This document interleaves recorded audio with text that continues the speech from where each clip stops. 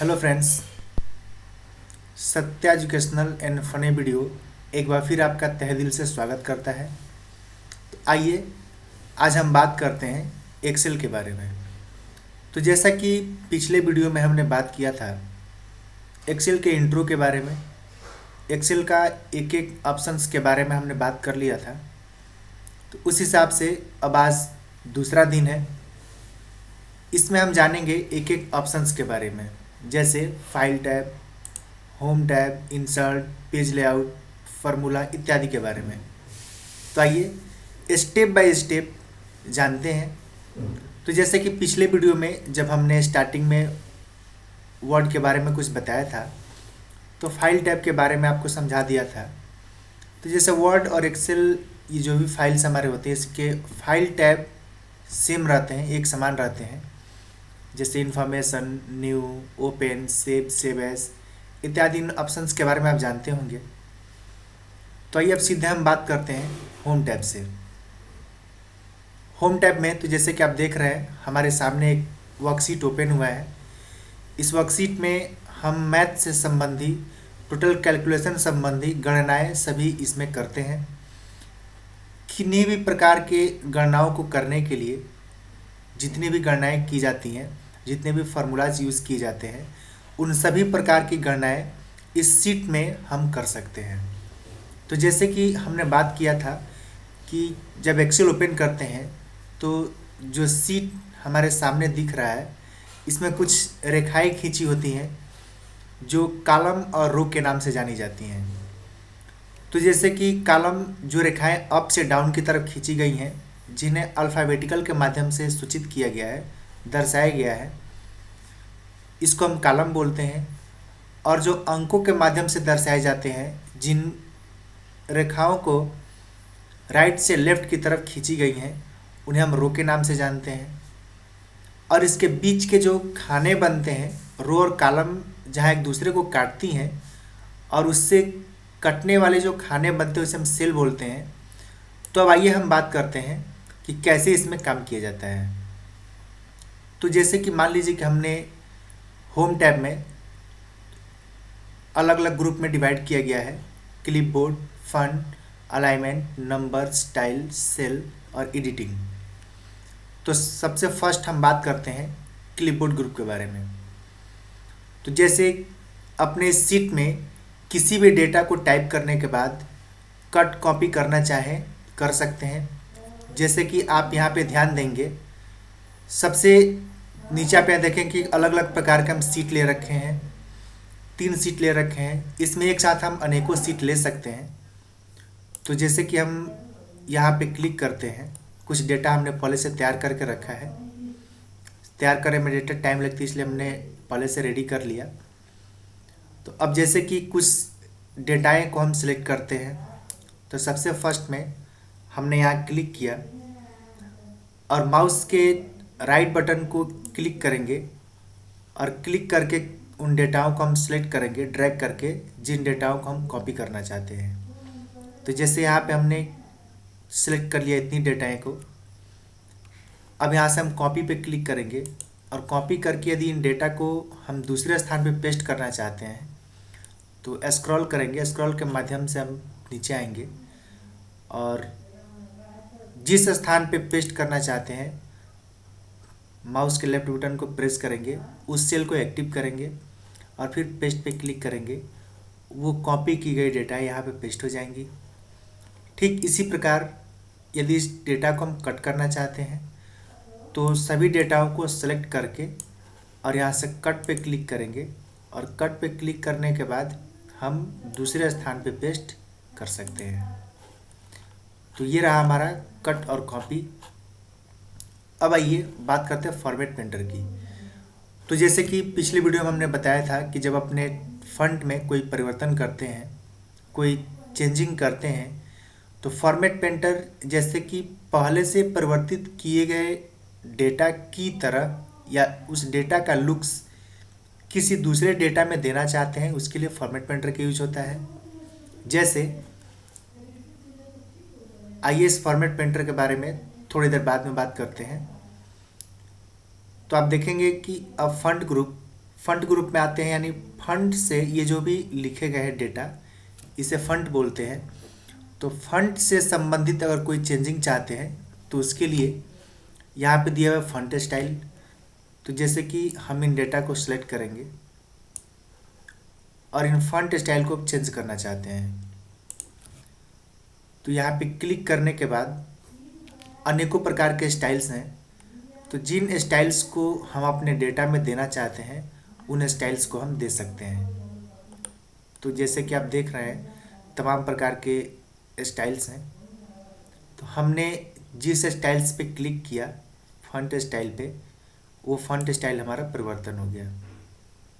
तो ध्यान ये देना है कि जिस भी फंट में, जिस भी टेक्स्ट में हम कोई चेंजिंग करना चाहते हैं तो सबसे पहले उस फंट को सेलेक्ट करेंगे और सेलेक्ट करने के लिए एक सेल में क्लिक करके और माउस को ड्रैग करेंगे तो सेल हमारा सेलेक्ट हो जाएगा। तो अब आइए, जैसे कि इन टेक्स्ट को हम दूसरा स्टाइल अप्लाई करना चाहते हैं तो दूसरा कोई स्टाइल भी अप्लाई कर सकते हैं।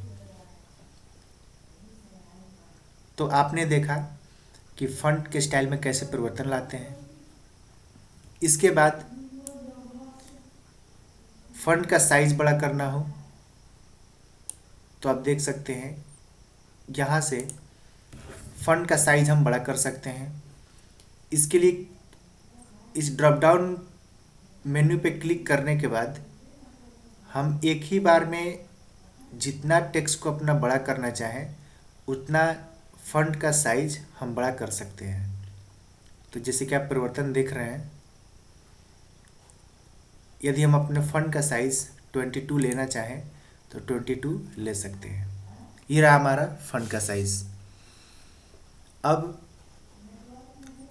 यहाँ भी आप देखेंगे इंक्रीज फंट साइज और ये रहा डिक्रीज फंट साइज। तो जिस भी डेटा को हम सेलेक्ट करेंगे, जिस भी फंड को हम सेलेक्ट करेंगे, तो सेलेक्ट करने के बाद स्टेप बाय स्टेप करके यहाँ से डेटा को इंक्रीज कर सकते हैं और यहाँ से डिक्रीज कर सकते हैं। तो जैसे कि पिछले वीडियो में हमने बात किया था कि यहाँ से किसी भी डेटा को एक ही बार में हम जितना बड़ा चाहें उतना बड़ा और एक ही बार में छोटा कर सकते हैं। लेकिन इंक्रीज फंड साइज से हम अपने किसी भी सेलेक्ट किए गए डेटा को एक एक बीट, एक एक स्टेप बड़ा और छोटा कर सकते हैं। जैसे कि आप देख रहे हैं हम जितना बार क्लिक कर रहे हैं उतना बार डेटा हमारा छोटा और बड़ा हो रहा है। तो ये रहा इंक्रीज फंड साइज। इंक्रीज यानी बड़ा करना और डिक्रीज यानी छोटा करना। अब आते हैं कि जो डेटाएं हमने लिखी हैं, इन डेटा को थोड़ा बोल्ड करना चाहते हैं तो इसके लिए हम सभी डेटाओं को सिलेक्ट करेंगे जिन डेटा में हम परिवर्तन करना चाहते हैं और बोल्ड पे क्लिक करते हैं तो ये डेटा हमारे बोल्ड हो जाते हैं। इटैलिक पे क्लिक करते हैं, डेटा हल्की तिरछी हो जाएंगी। जैसे कि सबसे फर्स्ट में हमने क्लिक किया और इटैलिक किया, अब आप देख सकते हैं आसानी से कि डेटा हमारी हल्की तिरछी हो गई, इटैलिक। और ये रहा अंडरलाइन। यदि किसी टेक्स्ट में हम अंडरलाइन अप्लाई करना चाहते हैं तो सिंगल अंडरलाइन और फिर डबल अंडरलाइन अप्लाई कर सकते हैं। ठीक, तो ये रहे हमारे डेटा के परिवर्तन। अब आइए, जैसे हम कुछ परिवर्तन को हटा लेते हैं। अब दोस्तों जैसा कि आप देख रहे हैं हमने यहाँ पे इन सेल्स को सेलेक्ट करके और यहाँ आएंगे आप, इसे बोलते हैं हम बॉर्डर। तो अपने किसी भी सेल में अगर हम बॉर्डर लगाना चाहते हैं तो जैसा बॉर्डर अप्लाई करना चाहें वैसा बॉर्डर अप्लाई कर सकते हैं। तो जैसे कि आप यहाँ पे देखेंगे कुछ टेक्स्ट यहाँ पे लिखे हुए हैं, हमने इस टेक्स्ट को कॉपी पेस्ट करके थोड़ा सा बढ़ा लिया। सेम टेक्सेस हैं।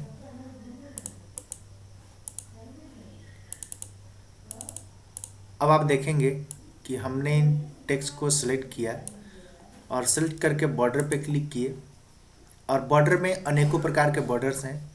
जैसे बॉटम बॉर्डर, बॉटम यानी नीचे, इस पर जब क्लिक करेंगे तो सेलेक्ट किए गए डेटा के सबसे नीचे बॉर्डर लग जाएगा। अब आप यहाँ देख सकते हैं। पुनः टॉप करते हैं सबसे ऊपरी भाग में और पुनः इसे सेलेक्ट करके लेफ़्ट करते हैं तो लेफ़्ट में और राइट करेंगे तो राइट में बॉर्डर अप्लाई हो जाएगा।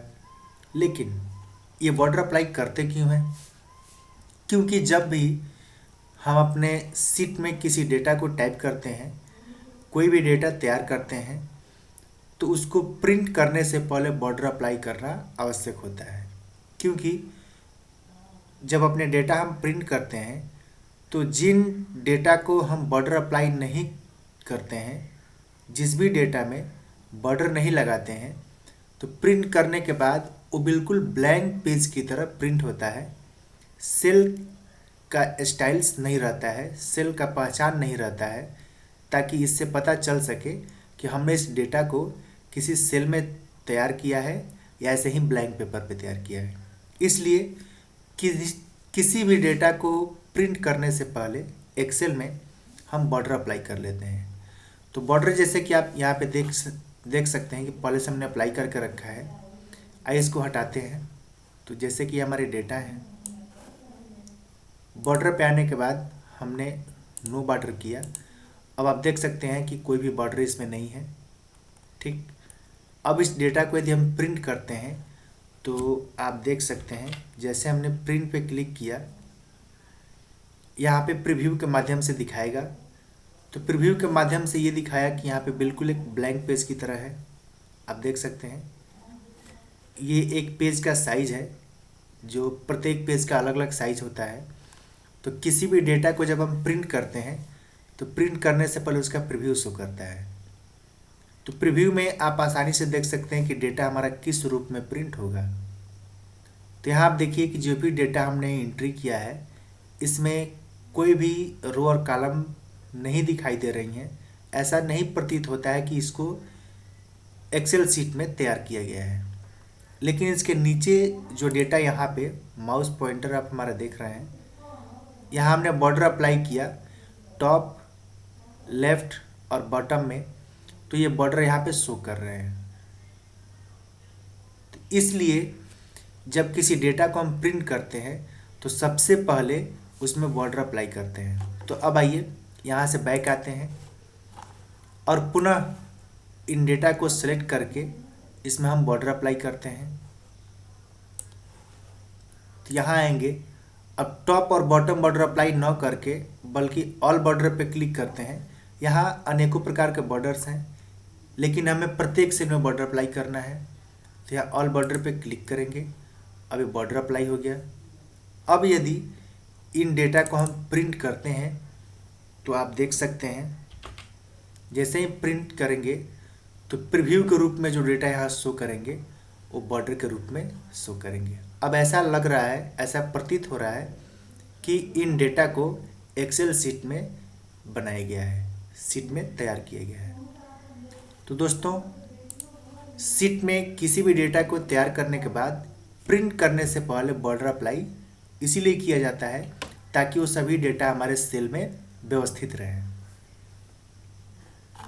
अब आइए, अब यहाँ देखते हैं, इसका नाम है फिल कलर। तो ये सेल के बैकग्राउंड कलर को फिल करता है, सेल कलर को फिल करेगा। ध्यान रहे कि ये फंड कलर को फिल नहीं करता है बल्कि सेंट कलर अप्लाई करता है, सॉरी सेल कलर। तो जैसे हम अपने इस डेटा को सेलेक्ट करते हैं, मान लीजिए सबसे टॉप पे जो नेम लिखे गए हैं, यहाँ पे हम फिल कलर करके और इस सेल का स्टाइल चेंज करना चाहते हैं, सेल में कलर अप्लाई करना चाहते हैं। तो आप देख सकते हैं जैसे हमने माउस पॉइंटर उस कलर पर रखा, वो कलर अप्लाई हो गया। फंड हमारा ज्यों का त्यों है, उस फंड के कलर में कोई परिवर्तन नहीं हुआ है। तो यहाँ से हम फिल कलर करके सेल का कलर हम फिल कर सकते हैं, जिस भी कलर में चाहें उस कलर में फिल कर सकते हैं। और यहाँ से कितना लाइट और कितना डार्क वो कलर लेना चाहते हैं, यहाँ से हम ले सकते हैं। ठीक। तो ये हो गया हमारा फिल कलर। अब इसके बगल में फॉन्ट कलर। फॉन्ट कलर का मतलब कि जो टेक्स्ट लिखा गया है, जो फॉन्ट है, इस फॉन्ट का कलर हम बदलना चाहते हैं तो उसके लिए फॉन्ट कलर पे क्लिक करते हैं। और यहाँ फॉन्ट के भी अनेकों अलग अलग कलर्स हैं। तो फॉन्ट के भी जो कलर हम लेना चाहते हैं उस फॉन्ट को सिलेक्ट करेंगे, सेल को सिलेक्ट करके और उस फॉन्ट का कलर अप्लाई कर सकते हैं। तो जैसे ही क्लिक करेंगे फॉन्ट का कलर भी चेंज हो जाएगा। तो दोस्तों यहाँ से हम अपने सेल और फॉन्ट का कलर चेंज करके अपने डेटा को प्रभावशाली बना सकते हैं। अब आइए अलाइनमेंट। अलाइनमेंट में left, centre, right, top, middle और बॉटम, ये कुछ अलाइनमेंट्स हैं जो अपने टेक्स्ट को अलाइन करने के लिए इसका प्रयोग किया जाता है। तो जैसे हम यहाँ पे देखेंगे, सिर्फ इस सेल में अपने डेटा को सुंदर दिखने के लिए, प्रभावशाली दिखने के लिए हम टेक्स्ट को अलाइन करते हैं। तो जैसे आप देख रहे हैं कि कॉलम डी की जो डेटाएं हैं सभी इस सेल के बीचों बीच में है। अगर इस डेटा को हम राइट करते हैं तो राइट हो गया, टॉप करना चाहते हैं टॉप हो गया, सेंटर करना चाहते हैं तो डेटा इस सेल के बीचों बीच आ गया, और राइट करना चाहते हैं तो राइट हो गया। तो अभी ये जो डेटा है हमारे दिख रही है राइट में, ये उतनी अच्छी नहीं दिख रही हैं, इसलिए हम अपने डेटा को जिस प्रकार से रखना चाहते हैं, जैसा अलाइनमेंट बदल कर रखना चाहते हैं वैसा अलाइनमेंट बदल सकते हैं। तो जैसे कि मिडिल में करते हैं सेंटर, और यहाँ मिडिल में जब करते हैं तो ये डेटाएं हमारे थोड़ा सुंदर दिखती हैं। तो इसलिए अलाइनमेंट चेंज करके हम जैसा चाहे वैसे अपनी डेटा को रख सकते हैं। तो जैसे कि अक्सर अंकीय डेटाओं को हम बीचों बीच में रखते हैं और अक्षरी डेटाएं जो हैं इन्हें हम राइट में, लेफ्ट में रखते हैं। तो जैसे कि आप यहाँ पे नेम के नीचे अनेकों नेम दिए हुए हैं, तो ये हमारे अक्षरी डेटा है जहाँ पे आप इसे यदि सेंटर अलाइन करना चाहते हैं तो अब आप पाएंगे कि सेंटर अलाइन करने के बाद सभी हमारी डेटाएं इधर उधर बिखर चुकी हैं जो एक साथ नहीं हैं। तो इसे एक साथ करने के लिए हम जब सेंटर लाइन करते हैं तो कुछ डेटाएं हमारी आगे पीछे हो जाती हैं। तो इसलिए इसे सुंदर दिखने के लिए हम लेफ़्ट अलाइन ही करते हैं और सभी डेटाएं हमारी लेफ़्ट अलाइनमेंट में एडजस्ट हो जाती हैं। तो अलाइनमेंट से हम अपने डेटा को left, right, top, bottom, middle कर सकते हैं। अब ये यहाँ आप देखते हैं यह ओरिएंटेशन। यदि किसी टेक्स्ट का ओरिएंटेशन चेंज करना चाहते हैं, जैसे ये राम का ओरिएंटेशन अगर आप चेंज करना चाहते हैं एंगल क्लॉकवाइज तो आप चेंज कर सकते हैं, या पुनः सभी डेटाओं का एंगल आप चेंज करना चाहते हैं, जैसे टोटल डेटाएं हैं, यदि इसका एंगल आप चेंज करना चाहें तो आप यहाँ से देख सकते हैं सभी डेटाएं हमारी अलग अलग एंगल में चेंज हो गई। तो ये रहा हमारा angle banana.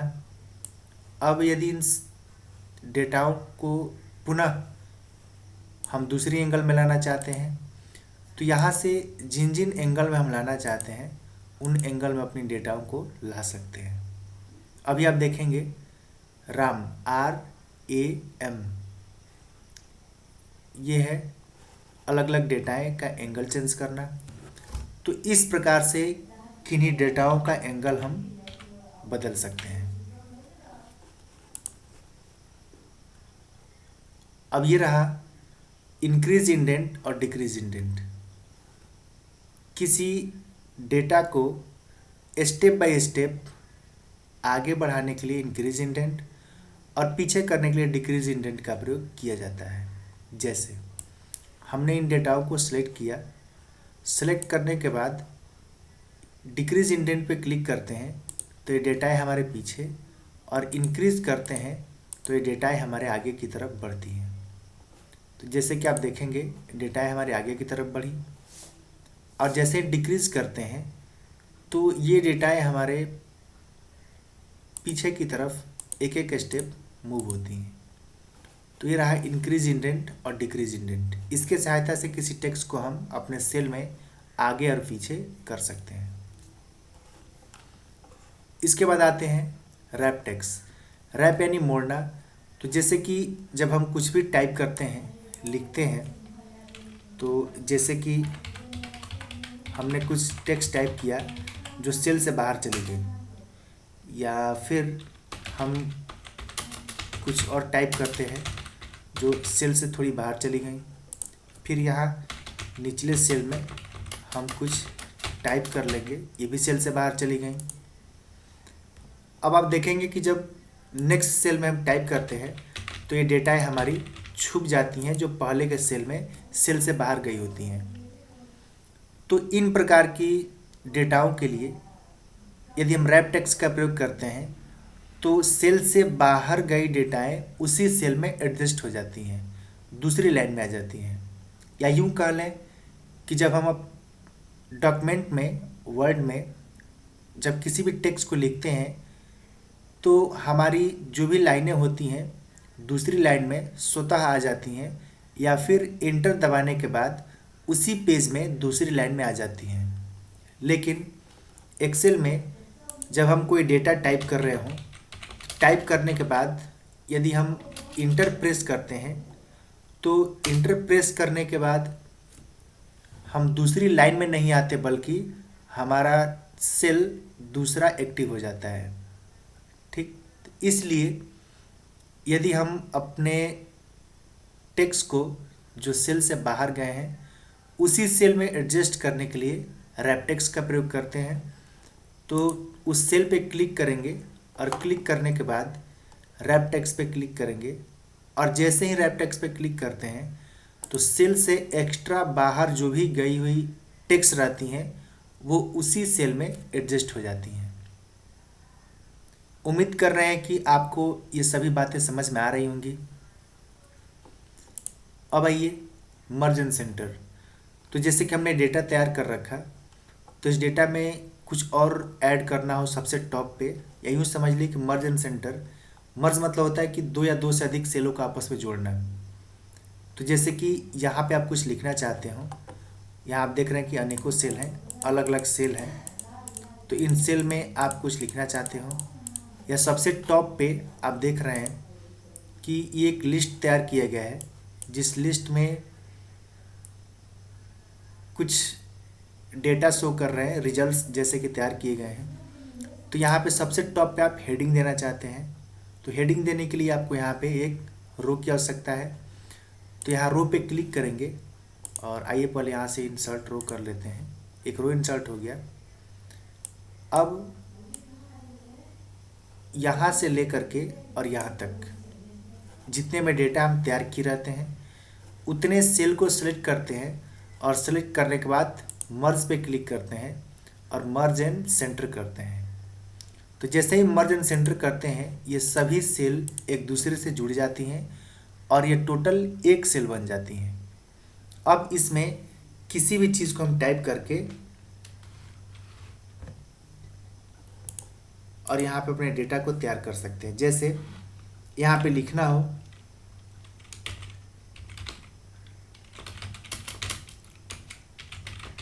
Result of learners, तो हमने लिख दिया रिजल्ट्स ऑफ लर्नर्स। अब यहाँ से इसका साइज बड़ा कर लेंगे,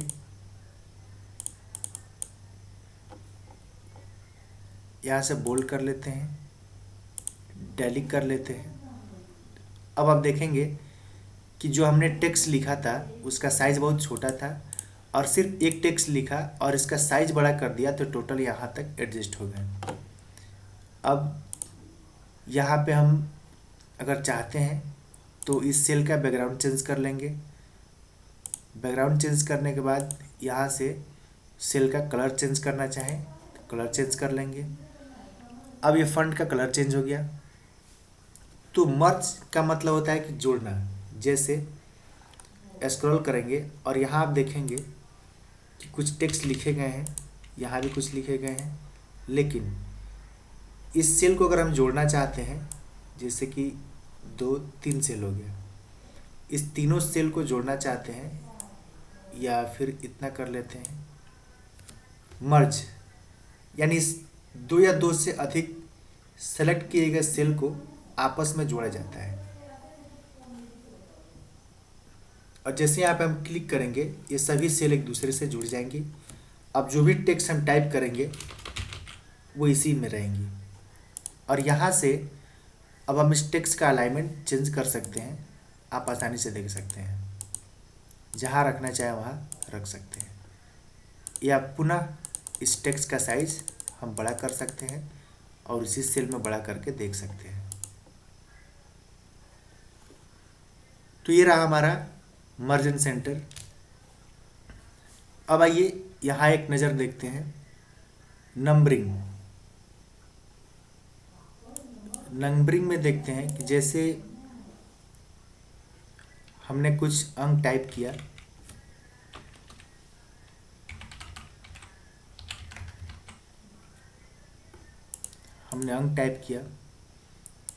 अब इस अंक में कुछ परिवर्तन करना चाहते हैं। जैसे आप आसानी से यहाँ पे देखें 100, हमने 100 ऐड किया। अब इसमें कुछ चिन्ह ऐड करना चाहते हैं, जैसे अकाउंटिंग नंबर। अलग अलग देश के अलग अलग रुपयों के चिन्ह होते हैं। इन रुपयों के चिन्ह को ऐड करना चाहते हैं तो उसके लिए हम क्लिक करेंगे, जैसे इंग्लिश इंडिया, क्लिक करते ही इंडिया का रुपए का मार्क्स आ जाएगा। यूनाइटेड स्टेट करेंगे तो डॉलर आ जाएगा। इंग्लिश यूनाइटेड मतलब अलग अलग यूरो। आप यहाँ पे परिवर्तन देख सकते हैं कि सब रुपयों के मार्क्स हैं, अकाउंटिंग नंबर है, जो यहाँ से अकाउंटिंग सिंबल अप्लाई कर सकते हैं। यहाँ यदि सभी अकाउंटिंग सिंबल्स न मिले तो मोर अकाउंटिंग फॉर्मेट पे क्लिक करके और यहाँ से हम अनेकों सिंबल्स जो ऐड करना चाहते हैं, जिस भी जगह के अकाउंटिंग सिंबल ऐड करना चाहते हैं यहाँ से हम ऐड कर सकते हैं। ओके करेंगे, वो सिंबल ऐड हो जाएगा। ठीक, तो हम इंडिया यूज़ करते हैं, रुपए आर। तो ये रहा आपका अकाउंटिंग नंबर।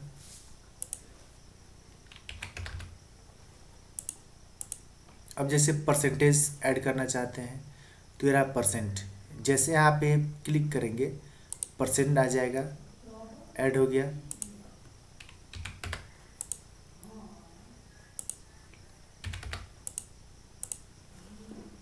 अब यहाँ पे आप कॉमा ऐड करना चाहते हैं तो कॉमा ऐड हो जाएगा। जैसे मान लीजिए कि हमने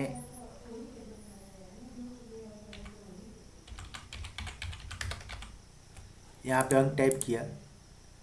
अब इस अंक में जैसे कि